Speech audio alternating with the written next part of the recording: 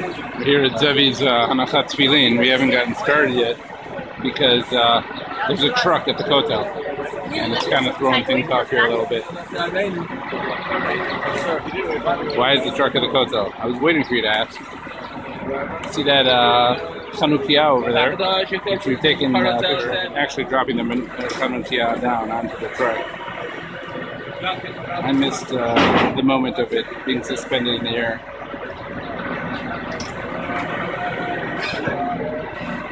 Zevi's putting on tefillin.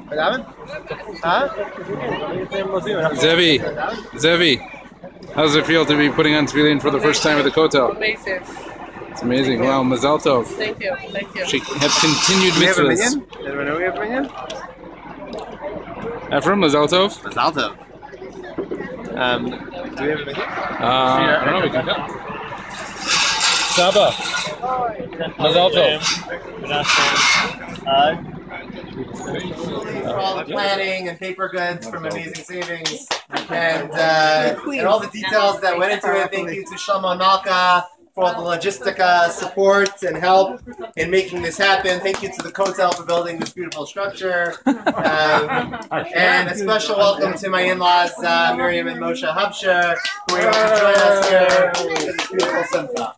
Just a short Dvar Torah from Rav Ram Shur, one of my Rabbeim, who I learned many Svarim for, via apropos to say some Torah from him for L'kavod Simcha. We learned a few weeks ago, Sulam Mutzav Artzav Rosha Magia Shemaima.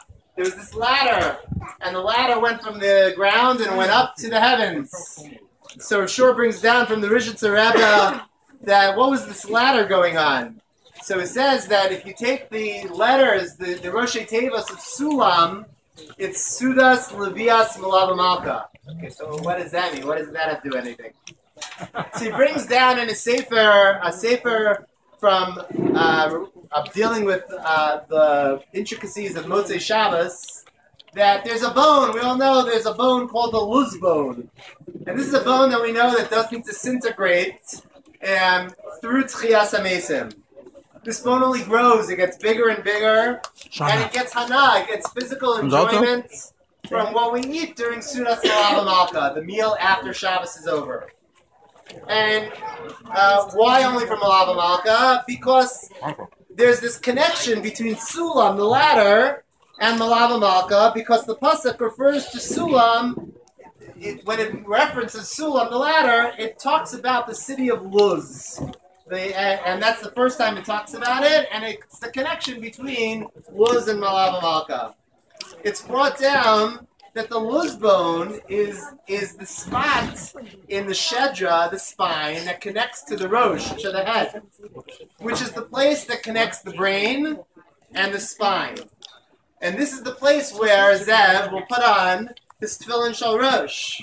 Rav Shur explains that this is no coincidence, that this is the same connection between the luz bone and the tefillin shel Rosh. Rav Shur explains that the tefillin shel Rosh is opposite the neshama and the moach, our brain. The idea is that a person, when they put on their tefillin, strengthens their soul through the holiness of their thoughts and their brain, and it allows us to purify our actions that we do every day. The tefillin connects our head to our soul and makes it as one.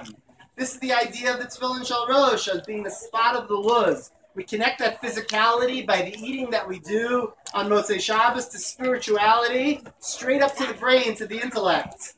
Through Sudas Malava Malka, to our neshama, to our brain, making them all one connected idea. And this is the spiritual power that we're able to do with putting on parts of our tefillin.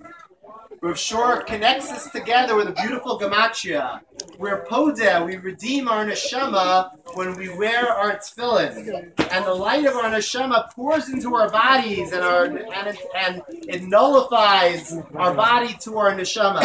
If you take the numerical value, the gematria of the word pedas, it's 484. And yesterday I added it up. It's the same as neshama plus guf, also 484.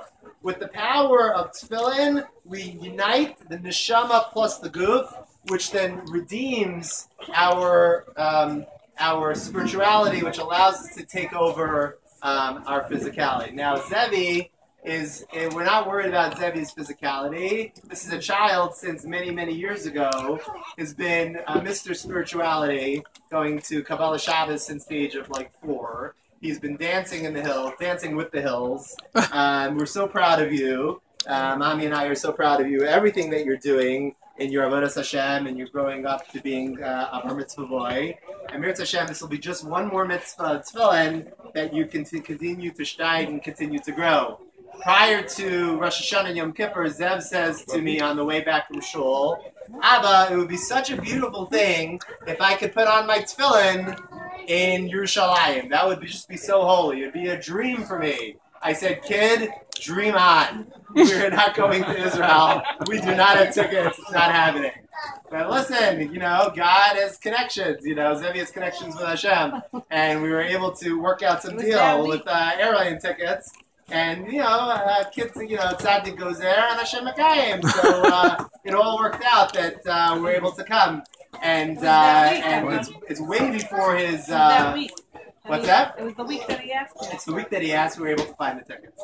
So we were able to work it out that Zevi was able to put on his tefillin for the first time. Our bracha to you is that you should continue to grow in all of your mitzvos that you're doing. Continue to do it with the excitement that you're doing, and continue to do it with spirituality, and connect your physicality to your spirituality so that your neshama always continues to permeate all your mitzvahs.